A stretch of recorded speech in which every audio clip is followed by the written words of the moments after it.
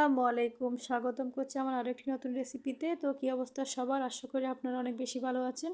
তো প্রতিদিনের মতো আরেকটি ভিডিও নিয়ে আপনাদের মাঝে হাজির হলাম। আশা করি আজকের ভিডিওটি আপনাদের কাছে ভালো লাগবে। আজকে আমি তৈরি করে দেখাবো পাঁচমিশালি সবজি। আর যে বাসায় যে রকমের সবজি থাকে ওইগুলো দিয়ে কিন্তু করা যায়। আমরা কিন্তু সবসময় একই রকম সবজি খেতে খেতে কিন্তু অনেক সময় দেখা যায় বোরিং হয়ে যায়। তো আজকে এই রেসিপিটা আশা করছি আপনাদের কাছে অনেক বেশি ভালো লাগবে। ভালো লাগলে প্লিজ লাইক কমেন্ট করে আমার সাথেই থাকবেন। তো আমি এখানে অনেক রকমের কিন্তু সবজি নিয়েছি, দেখতেই পাচ্ছেন। এগুলো আমি কিউব করে করে কেটে নিয়েছি। এখানে আমি 2 ধরনের ডাল ব্যবহার করবো, আপনারা চাইলে অনেক রকমেরও দিতে পারেন। আমি এখানে মসুরের ডাল আর বুটের ডালটা নিলাম। আমি এখানে সবজির মধ্যে কিন্তু নিলাম আলু, গাজর, তারপর হচ্ছে মূলা, তারপর ফুলকপি। এখন এর মাঝে আমি সব কিছু দিয়ে একসাথে মিক্স করে নিচ্ছি।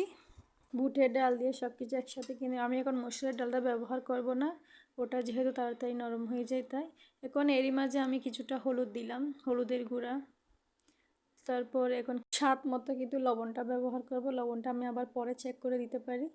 তো এরপর আমি কিছুটা মরিচের গুঁড়া ব্যবহার করলাম। এটা কিন্তু জাস্ট কালারের জন্য, এখানে মরিচের গুঁড়া চাইলে আপনি স্কিপ করতে পারেন। একটু হালকা করে দিলে কিন্তু কালারটা সুন্দর আসে।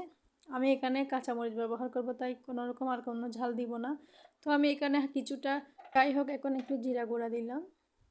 জিরা গুঁড়াটা দেওয়ার পর আমি এখানে একটু সয়াবিন তেল দিব। আমি আবার কিন্তু বাগার দিব, তাই এখানে অল্প করে সয়াবিন তেলটা দিলাম।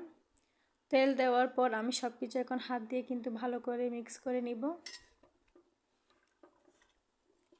এই রান্নাটা আসলে কিন্তু অনেক মজার হয়। কারা কারা খেয়েছেন অবশ্যই কমেন্ট করে জানাবেন। তো আমরা কিন্তু সব সময় দেখা যায় একরকম সবজি খেতে বাচ্চারা চায় না ঘরের মধ্যে, এইভাবে করে দিলে কিন্তু সবাই খাবে। তো আমি এখন চুলার মধ্যে ডেকচিটা বসাই দিয়ে ওখানে পরিমাণ মতো ঝোল দিয়ে এগুলো সব ভালো করে সিদ্ধ করে নিব। আর হ্যাঁ, আমি কিন্তু এখানে বেগুনটা এখন দিই নাই, মসুর ডাল আর বেগুনটা দিই নাই। তো কিছুক্ষণ সেদ্ধ করার পর ওইখানে আমি এখন মসুরের ডাল আর কাঁচামরিচগুলো দিলাম। কাঁচামরিচগুলো আমি চাইলে আপনারা এখানে ফালি করে দিতে পারেন। আমি মাঝখান দিয়ে ভেঙে দিয়েছি, যথেষ্ট জাল আছে তাই।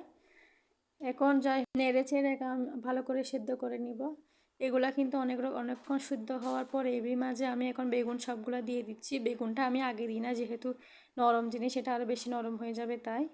এখন বেগুনটা দেওয়ার পর আমি আরও কিছুক্ষণ সেদ্ধ করে নিব। আমি এখানে পুরো কিন্তু সিদ্ধ করব না, আমি এখানে জাস্ট 80% সেদ্ধ করব।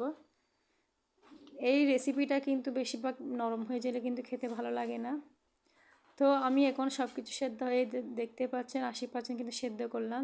তারপর আমি অন্য একটা কড়াইয়ের মধ্যে কিছুটা সয়াবিন তেল দিয়ে এখন আমি ফোড়নটা দেওয়ার জন্য এখানে শুকনো মরিচ, তেজপাতা, এলাচ, দারচিনি সবগুলো দিয়ে এখন আমি রসুন, পেঁয়াজ, বেশ পরিমাণ পেঁয়াজ দিয়ে সব কিছু ব্রাউন কালার করে কিন্তু ভেজে নিব। এটার উপর কিন্তু ডিপেন্ড করবে আপনার স্বাদটা। তো চাইবেন একটু চেষ্টা করে পেঁয়াজ আর রসুন সব কিছু একসাথে দিয়ে ভালো করে ব্রাউন কালার করে দেওয়ার জন্য। এখন আমি কিছুটা পাঁচফোড়ন ব্যবহার করলাম। অনেকেই দেখি কমেন্ট করেন পাঁচফোড়নটা নাকি খেতে পারেন না। তো যারা এটার ফ্লেভারটা পছন্দ করে না তারা স্কিপ করবেন। তো তারপর আমি সব কিছু দিয়ে একদম আবার ভালো করে নেড়ে ছেড়ে ব্রাউন কালার করে করে ভেজে নিলাম। তারপর এখন আমি নেড়ে ছেড়ে সব কিছু কিন্তু ভেজে নেওয়ার পর ওইখানে আমি সব তরকারিগুলো একসাথে ঢেলে দিব। এই যে আমি সব তরকারি একসাথে ঢেলে দেওয়ার পর ভালো করে নেড়ে ছেড়ে সেদ্ধ করে নিব।